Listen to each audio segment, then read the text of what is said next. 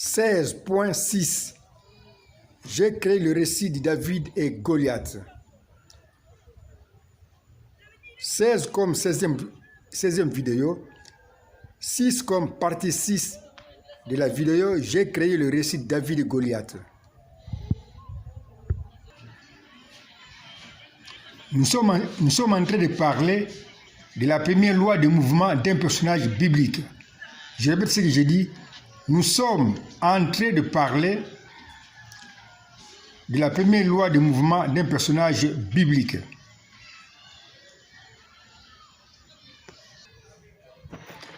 Cette loi dit ceci: les personnages bibliques qui retournent, même spirituellement, comme Goliath qui a changé d'idée et qui reconnaît maintenant qu'on peut le vaincre, ce personnage change de rôle et de temps. Je répète ce que j'ai dit. Cette loi dit ceci: les personnages bibliques qui retournent, même spirituellement, comme Goliath, qui a changé d'idée et qui reconnaît maintenant qu'on peut le vaincre, ces personnages changent de rôle et de temps.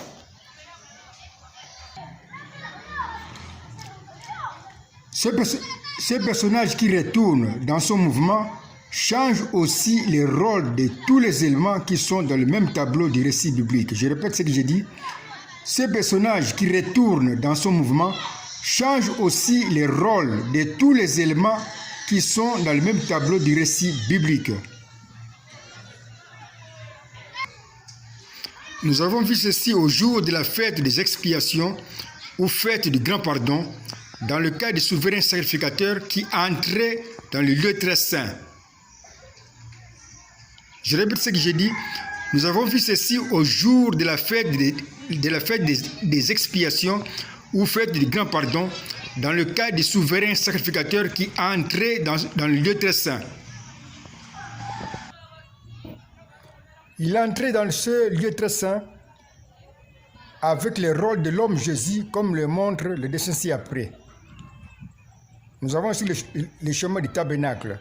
Il y a 3 parties dans le chemin du tabernacle: le parvis, le lieu saint et le lieu très saint. Nous voyons dans le lieu très saint le souverain sacrificateur qui traverse le voile avec le rôle de l'homme Jésus pour entrer maintenant dans le lieu très saint avec le sang du sacrifice qui a été répandu à l'autel du sang. Il entrait dans ce lieu très saint avec le rôle de l'homme Jésus, comme le montre le dessin ci-après. Nous voyons dans ce dessin ici le souverain sacrificateur qui traverse le voile avec le rôle de l'homme Jésus, comme l'indique le dessin. Il entrait dans le lieu très saint avec le sang du sacrifice qui était répandu à l'autel de sang. C'était une prophétie sous forme d'image sur Jésus, comme le montre le dessin ici. Au jour de la fête des expiations, on lavait d'abord le bassin au niveau du bassin. On lavait d'abord le sacrifice au niveau du bassin d'eau. Nous avons représenté le sacrifice qui est debout sur le bassin d'eau. Ensuite, le sacrifice était tué à l'autel de sang. Puis, le souverain sacrificateur, c'est-à-dire le chef de tous les sacrificateurs, prenait le sang qui était répandu à l'autel de sang et entrait avec cela dans le lieu très saint. C'était une prophétie sous forme d'image sur Jésus qui devait être un sacrifice à sa première venue, qui devait être d'abord lavé ou baptisé dans les eaux du Jourdain, avant d'être un sacrifice, le même sacrifice, mort à l'autel de la croix, où il va répandre le sang. Mais il va ressusciter comme souverain sacrificateur et va entrer dans le lieu très saint céleste avec son propre sang, c'est-à-dire avec son propre témoignage d'être celui qui a répandu le sang à l'autel de la croix. Il entre donc, le souverain sacrificateur entre donc dans le lieu très saint avec le rôle du Messie qui va entrer dans le lieu très saint céleste. Je répète ce que j'ai dit. C'était une prophétie sous forme d'image sur Jésus. Comme le montre le dessin, au jour de la fête des expiations, on lavait d'abord les sacrifices dans le bassin d'eau.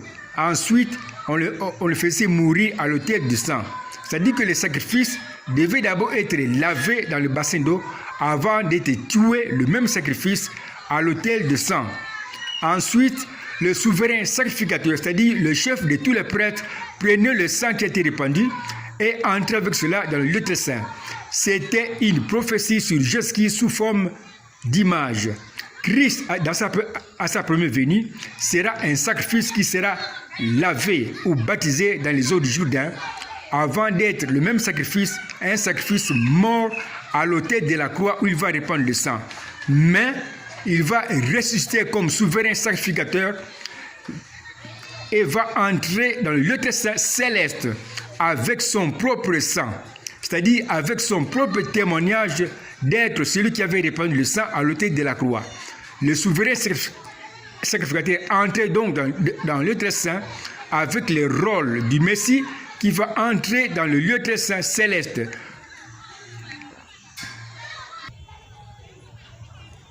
Comme le dit Paul dans Hébreux 9, 12, Christ est entré dans le lieu très saint céleste avec son propre sang, c'est-à-dire avec son propre témoignage d'être celui qui avait répandu le sang à l'autel de la croix.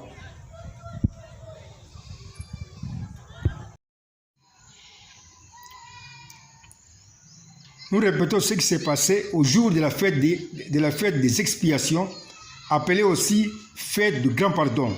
Je répète ce que j'ai dit. Nous répétons ce qui s'est passé au jour de la fête des expiations, appelée aussi fête du grand pardon. Au jour de la fête des expiations, ou fête du grand pardon, le sacrifice était d'abord lavé en nez, comme le montre le dessin. Le sacrifice était d'abord lavé dans le bassin d'eau en nez, avant d'être tué à l'autel de sang, où les sacrifices répandaient alors le sang. Puis les souverains sacrificateurs, c'est-à-dire le chef de tous les sacrificateurs, prenaient le sang qui était répandu sur l'autel et entraient avec cela dans le lieu très saint. Ils traversaient alors les voiles. C'était une prophétie sur le Messie qui devait être à sa première venue un sacrifice que nous avons représenté au niveau du bassin d'eau.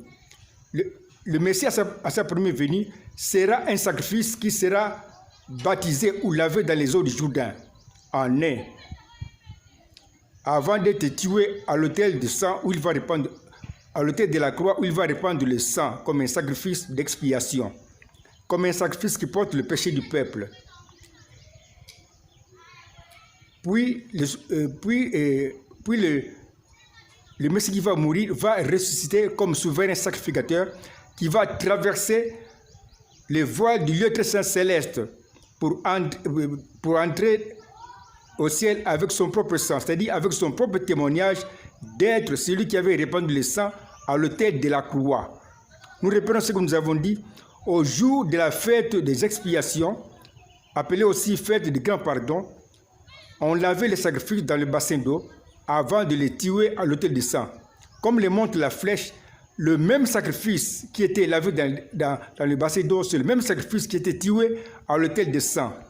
Cela représentait seulement Christ, qui devait être à sa première venue un sacrifice, comme le montre le second dessin, un sacrifice qui sera lavé ou baptisé dans les eaux du Jourdain avant d'être tué comme un sacrifice d'expiation à l'autel de la croix en deux. Mais le Messie va ressusciter comme un souverain sacrificateur et va entrer dans le lieu très saint céleste avec son propre sang, c'est-à-dire avec son propre témoignage d'être celui qui a répandu le sang à l'autel de la croix.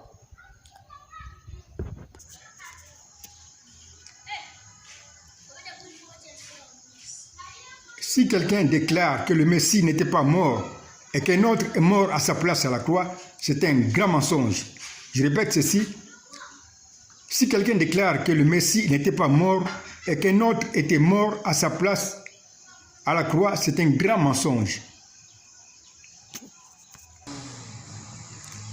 Ce mensonge montre que celui qui parle ne savait pas que la fête des expiations était une prophétie sur le Messie qui est représenté par le sacrifice et par le souverain sacrificateur. Je répète ce que j'ai dit. Ces mensonges montrent que celui qui parle ne savait pas que la fête des expiations était une prophétie sur le Messie qui est représenté pendant la fête par le sacrifice et par les souverains sacrificateurs. C'est pourquoi au jour de la fête des expiations ou fête des grands pardons, comme le montre le dessin, il y a une flèche là qui part des sacrifices en 1 jusqu'en 2, qui montre clairement que c'est le même sacrifice qui était lavé dans les eaux dans le bassin d'eau, c'est le même sacrifice qui était aussi tué à l'autel de sang.